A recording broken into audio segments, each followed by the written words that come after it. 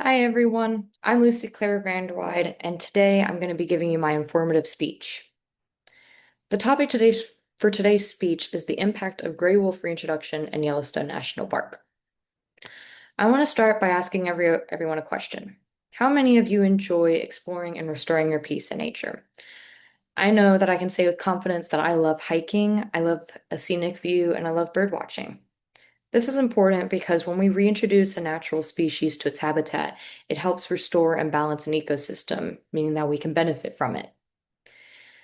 The gray wolf reintroduction in Yellowstone has been a controversial topic between environmentalists and animal rights activists, and they have been arguing over whether this is something humans should be intervening and if it actually benefits us. So today I'm going to cover 3 points on why gray wolf reintroduction is a good idea. Animal reintroduction is not a new idea. 2, how animal reintroduction works. And 3, how gray wolf reintroduction can support the ecosystem and benefit us humans. With my first point on how animal reintroduction is not a new idea, we can start by seeing that other animals have been reintroduced and successfully. Locally, we can see that elk have been reintroduced. While this is a current controversial topic because elk populations have flourished rather dramatically and are now detrimental to the vegetation life, they once were incredibly important to preserving vegetation and restoring keystone species. Another example that we have is that in the Great Plains, such as Kansas and Oklahoma, bison have been restored and their population numbers have stabilized, allowing for vegetation to equalize out and for keystone species to be reintroduced. Gray wolves are the current reintroduction species conversation. What people are asking is, should humans be intervening? Can we restore an ecosystem? The answer is yes. Researchers look at many factors before enjoying the process of reintroduction of a species. We look at population numbers, the geographical area, and how close in proximity the species would be to humans. The second point of how reintroduction works, researchers decide if the animal is needed in its natural ecosystem. This is the first step that we take to decide on whether we should reintroduce them. So, when we were looking at gray wolves, we looked at what were the species there before gray wolves, and we saw that there was only one beaver colony. After reintroducing gray wolves, there are now 9 beaver colonies. We also saw that before gray wolves, willow stands were at a very low number because of the damage elk did to them. But after gray wolves were introduced, the elk population numbers decreased and willow stands increased.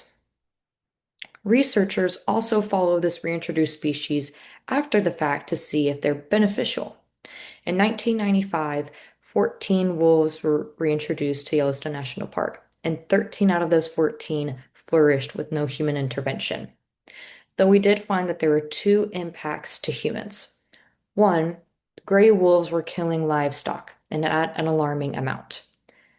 Two, we saw that there was little to no risk between human and wolf interaction. Because livestock is such an important thing in our country and we need to prioritize that, wildlife officials decided that the best way to maintain this was that if wolves were interacting with livestock more than one time, then the wolf would be relocated to a new area. But if measures were to get extreme, farmers were allowed to kill wolves, but there were very specific circumstances that that was allowed under, since they were still a federally protected species. For the third point of how wolves are important to the ecosystem and important to us, the gray wolf reintroduction supports their own growth.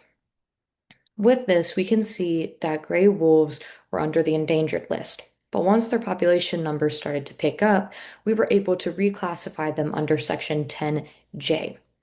Being classified under this section means that they are now an experimental population. This means that this population can thrive on its own with little to no human intervention, but they still do have some federal protections. With the reintroduction of gray wolves, there is a balance to the ecosystem restored. Gray wolf population numbers helped stabilize the ungulate's population numbers. Ungulates are just our hoofed animals such as deer, bison, elk. We also saw that vegetation can thrive. Such as our willow stands, we also saw that grasses were thriving for our herbivore species. In conclusion, I know this was a lot to cover in 6 minutes, but I hope that you can take away three main facts. Gray wolves are beneficial to the ecosystem. Gray wolves are beneficial to us, and we do have a say in this matter. Overall, gray wolves have been a controversial topic for environmentalists and animal rights activists on how they are beneficial to us. Thank you.